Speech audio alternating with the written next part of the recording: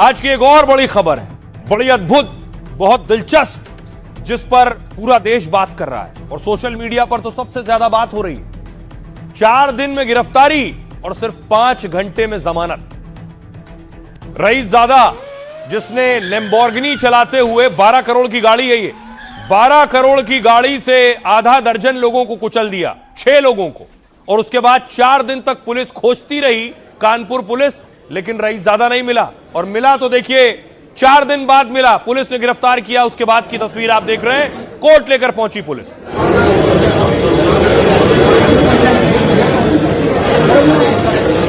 ये तस्वीर आप देख रहे हैं, शिवम की गिरफ्तारी हुई, शिवम को पुलिस कोर्ट लेकर पहुंची है। साथ में करोड़पति कारोबारी के मिश्रा है, जो अपने बेटे का हाथ पकड़े हुए हैं। 4 दिन से शिवम मिश्रा को यूपी पुलिस चप्पे चप्पे पर खोज रही थी, लेकिन शिवम नहीं मिल रहा था।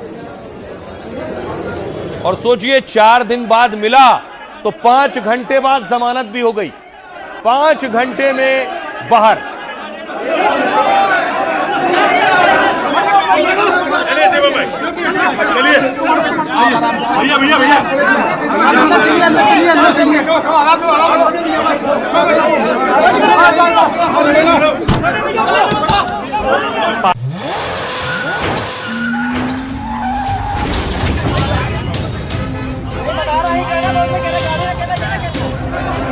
भाई साहब, शायद इसी को रईसी कहते हैं। जिस रफ्तार से 12 करोड़ की लैम्बोर्गिनी चला रहे थे, गिरफ्तारी के बाद उसी रफ्तार से छूट भी गए, टक्कर मारकर फरार हुए थे। 8 फरवरी को पुलिस की गिरफ्त में आए, 12 फरवरी को यानी पूरे 4 दिन बाद लगा देर से ही सही, चलो कानून का शिकंजा तो कसा, लेकिन चढ़ते सूरज की तपिश ने उस शिकंजे को पिघला दिया। दोपहर के करीब 3:30 बजे यानी महज 5 घंटे के भीतर पुलिस की रिमांड वाली याचिका को कोर्ट ने खारिज कर दिया और मिश्रा जी के लड़के को जमानत मिल गई और वो चेहरे पर मास्क लगाए घर की ओर रवाना हो गया। मीडिया वाले सवाल पूछते रहे, जवाब ना आना था और ना आया।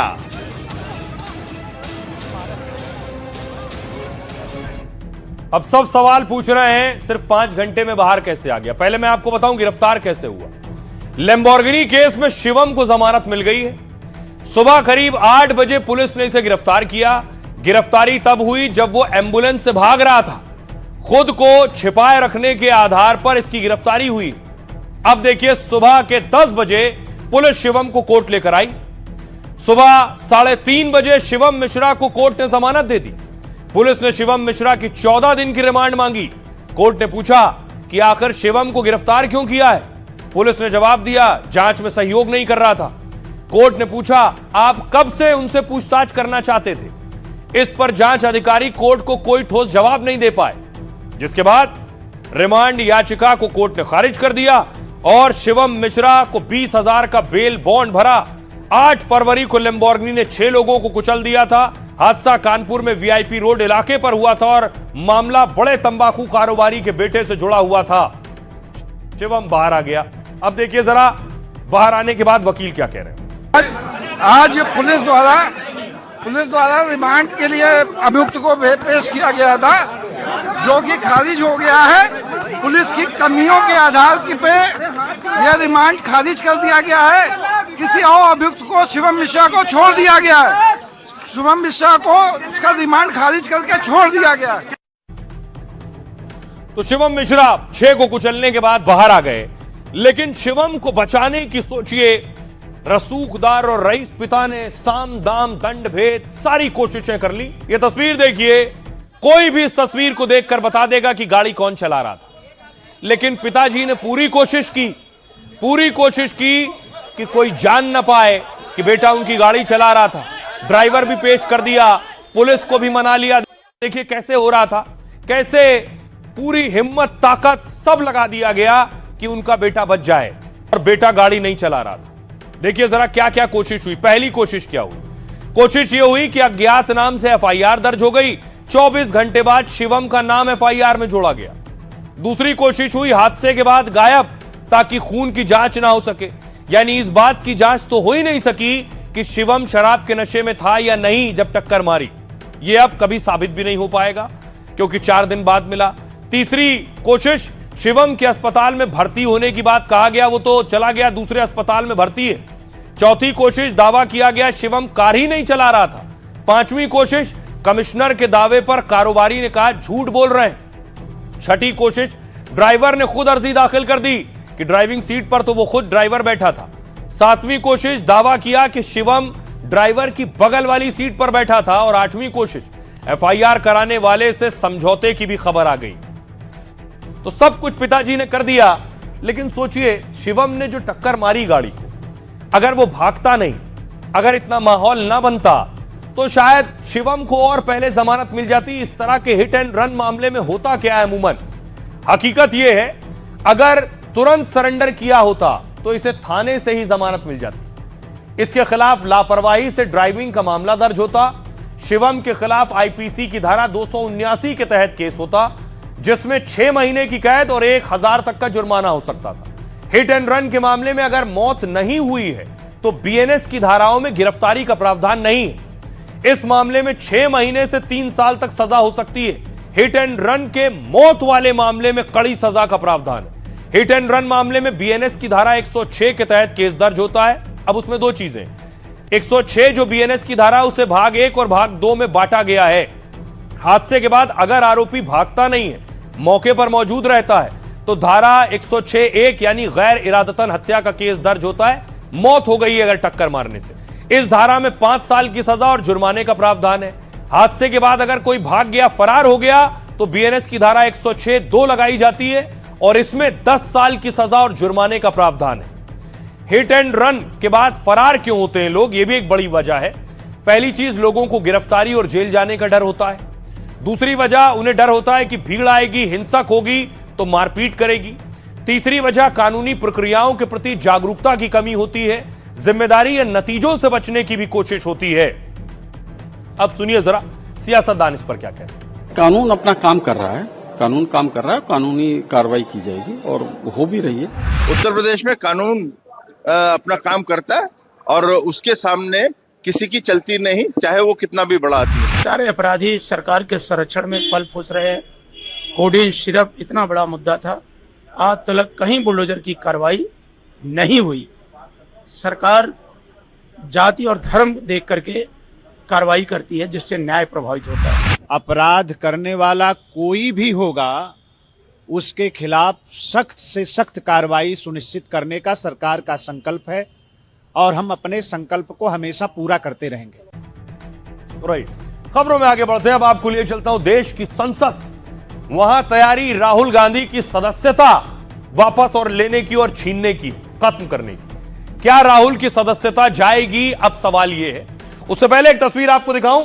खुद मंत्री किरण रिजिजू ने ट्वीट किया है। उन्होंने दावा किया कि स्पीकर के चैम्बर में विपक्ष के सांसद बवाल कर रहे हैं, गाली गलौज कर रहे हैं।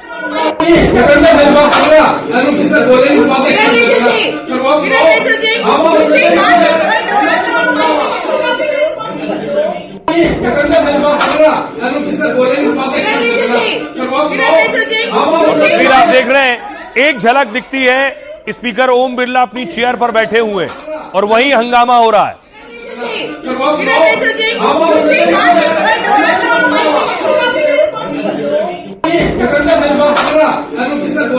प्रियंका गांधी और वेणुगोपाल भी वहां मौजूद थे, लेकिन उन्होंने तो नहीं कहा, प्रियंका गांधी और वेणुगोपाल ने नहीं कहा।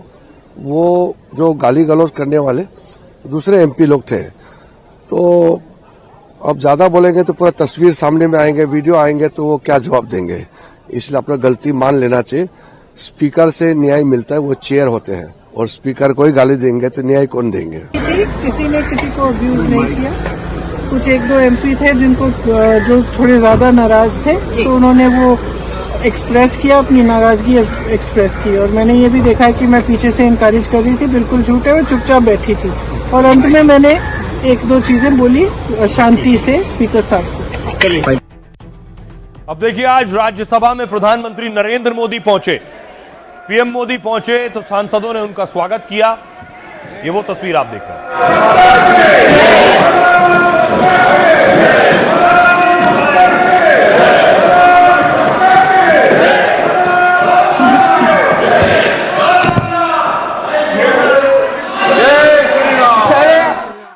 दूसरी तरफ निशिकांत दुबे ने आज मांग की कि राहुल गांधी की सदस्यता वापस ली जाए।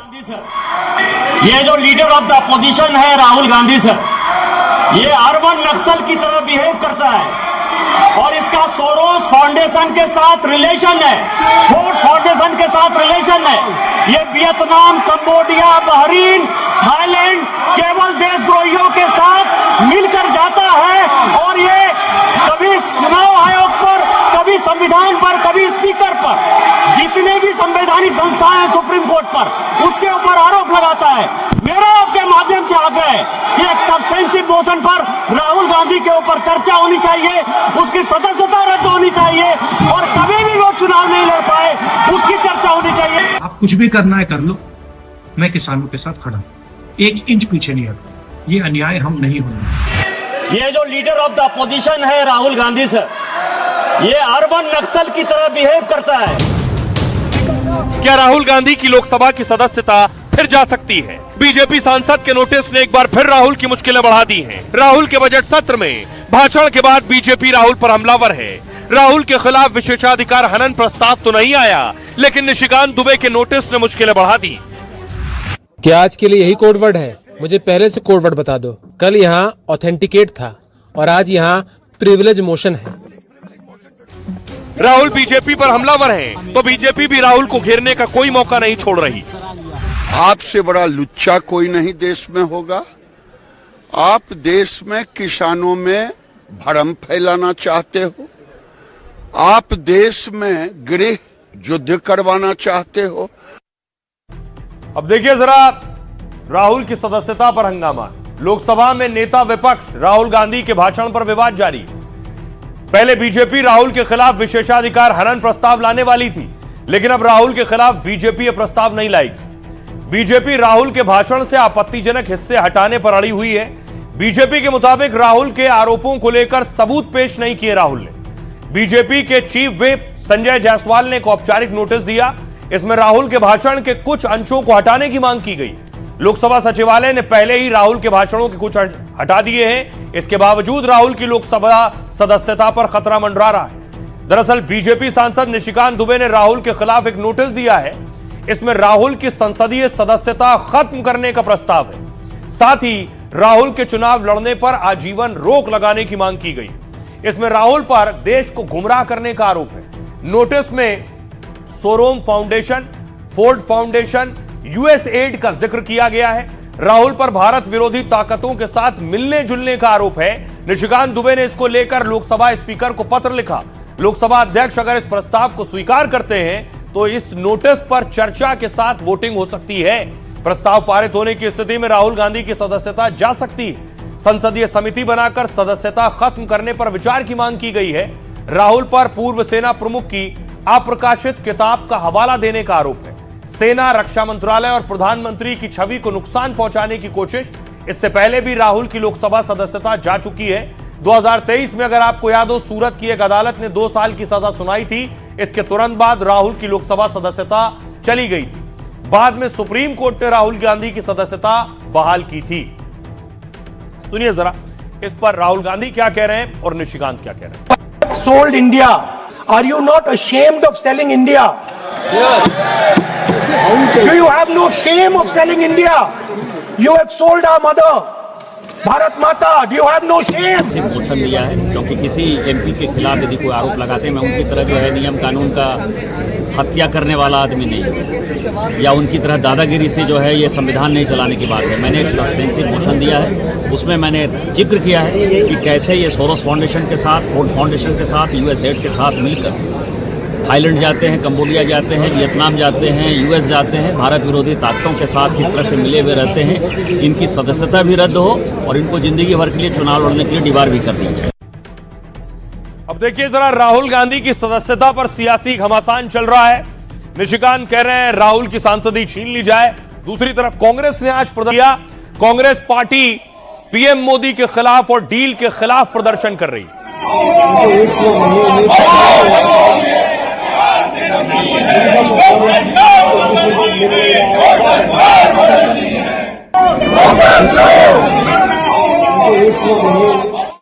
अब देखिए जरा क्या कुछ कह रहे हैं सियासतदान इस पर? पीयूष गोयल कह रहे हैं, केंद्रीय मंत्री पीयूष गोयल ने राहुल को झूठ का पुलिंदा कहा है, राहुल पर गलत जानकारी फैलाने के आरोप लगाए हैं।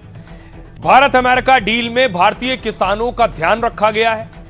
केसी वेणुगोपाल कह रहे हैं, राहुल जो बोलते हैं उसे रिकॉर्ड से हटा दिया जाता है। सरकार चेयर पर पूरी तरह से दबाव डाल रही है, विपक्ष के सदस्यों को बोलने का मौका नहीं दिया जा रहा है। हम किसी भी मोशन से नहीं डरते हैं, संसद में सच बोलते रहेंगे। गिरिराज सिंह कह रहे हैं, देश में राहुल गांधी से बड़ा कोई झूठा नहीं है, वो देश में गृहयुद्ध शुरू करना चाहते हैं। मोदी राज में किसानों के साथ नाइंसाफी नहीं हो सकती है। केंद्रीय मंत्री प्रहलाद जोशी ने राहुल को नासमझ बताया, राहुल गांधी को पार्ट टाइम पॉलिटिशियन कहा है। राहुल ने कल जो कहा उसके लिए कोई सबूत पेश नहीं किया है। राहुल गांधी सदन में बोलने के लिए कुछ भी कहते हैं, चिराग पासवान ने कहा। राहुल को अपने पद को की गंभीरता को समझना जरूरी है। सुनिए जरा सियासतदानों। आप देश में भ्रम फैला रहे हैं, दूसरे को फाइल दिखा रहे हो। अगर जॉर्ज सोरोस वाला फाइल जिसके एजेंट बनकर के भारत में काम कर रहे हैं, चाइना वाली फाइल जिसके एजेंट बनकर के राजीव गांधी फाउंडेशन काम कर रहा है, आपका कंबोडिया का फाइल जब खुलेगा तो आपको पता चलेगा। एकदम गलत कर रहे हैं, किसानों के साथ पूरी तरह से विश्वासघात है। उन्होंने जिस तरह की ये ट्रेड डील साइन की है, इससे किसानों का बहुत नुकसान होने जा रहा है। किसान समझ रहे हैं, आज सारे लेबर यूनियन भी स्ट्राइक पे हैं। हम पूरी तरह से उन्हें सपोर्ट कर रहे हैं, क्योंकि इनका जो लेबर कोड है उससे लेबर का नुकसान होगा। जिस प्रकार के शब्दों का प्रयोग वह लोकसभा में करते हैं वह संसदीय मर्यादा के विपरीत है। आज हम वेट करते हैं कि वो ऑथेंटिकेट अगर अपनी बात को कर देंगे तो उसकी जांच होगी, नहीं करेंगे तो उनके खिलाफ प्रिविलेज। बिना उसको वैलिडेट किए हुए सिर्फ बोलने के लिए बातों को बोलना सदन के पटल पर, मैं मानता हूँ वो एक गंभीर पद पर है और उनको अपने पद की गंभीरता को समझना जरूरी है कि अगर कोई ऐसी बातें करता है सदन के पटल में जिसका कोई औचित्य नहीं है, जिसके कोई मायने नहीं है, तो जरूर ऐसा कदम उठाया जा सकता है। ऐसे प्रिविलेज बनते ही नहीं, कोई प्रिविलेज का ब्रीच किया ही नहीं राहुल गांधी। एलिगेशंस तो जब तक डेमोक्रेसी है लगते ही रहे। इनको प्रिविलेज, रेणुका चौधरी का कुत्ता पे प्रिविलेज मोशन, अब राहुल गांधी पे प्रिविलेज मोशन, ये इनको समझ में आती है कि प्रिविलेज मोशन है क्या? जानकारी नहीं है। और धमकियां, ये गली में गुंडे जो घूमते हैं वो बोलते रहते ना, चल बेटा ये है, डरने वाले नहीं है, हमारे रग रग में कहीं डर नहीं है।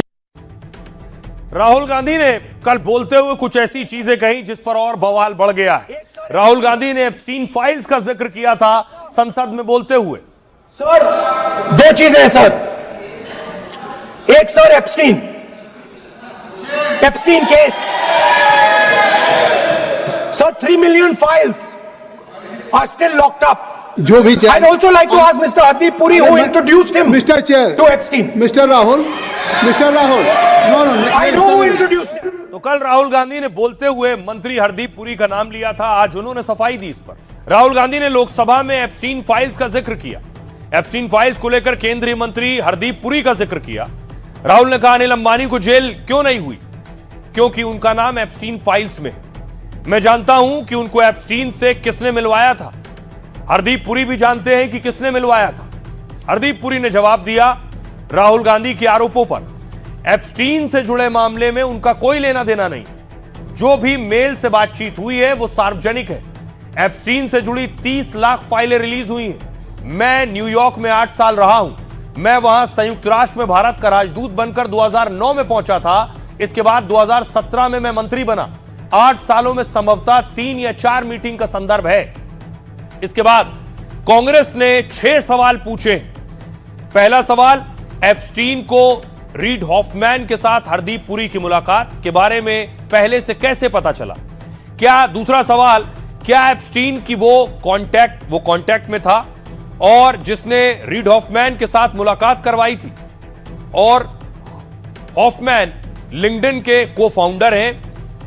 तीसरा सवाल, हरदीप उससे मुलाकात की जानकारी क्यों डिस्कस कर रहे थे रीड हॉफमैन से? रीड हॉफमैन की भारत यात्रा का कार्यक्रम हरदीप पुरी कैसे तय कर रहे थे? एप्स्टीन को दोस्त करके क्यों संबोधित किया गया? और एप्स्टीन हरदीप के लिए क्या करवा रहा था? अगर उनका संबंध महज संयोगवश या सतही था तो हरदीप एप्स्टीन से सलाह क्यों मांग रहे थे? कांग्रेस ने हरदीप पुरी का इस्तीफा मांगा है। ये 6 सवाल पूछे। एनडीटीवी से बात करते हुए हरदीप पुरी ने सवालों के जवाब दिए। एप्स्टीन के साथ मीटिंग की मांग मैंने नहीं की थी। 2 मीटिंग किसी के साथ होने से कोई गलती नहीं होती। तब मैं सरकार का हिस्सा नहीं था। राहुल गांधी राई का पहाड़ बना रहे हैं। राहुल गांधी को बेहतर सलाहकारों की जरूरत है। सुनिए जरा राहुल गांधी को और मंत्री को। अनिल अंबानी को जेल क्यों नहीं है? क्योंकि उनका नाम एप्स्टीन फाइल्स में है। मैं जानता हूं कि उनको एप्स्टीन से किसने मिलवाया था। हरदीप पुरी भी जानते हैं कि किसने मिलवाया था। Mister Rahul, I have never been alone in the place. Epstein के साथ मीटिंग की मांग मैंने नहीं की थी। 2 मीटिंग किसी के साथ होने से कोई गलती नहीं होती। तब मैं सरकार का हिस्सा भी नहीं था।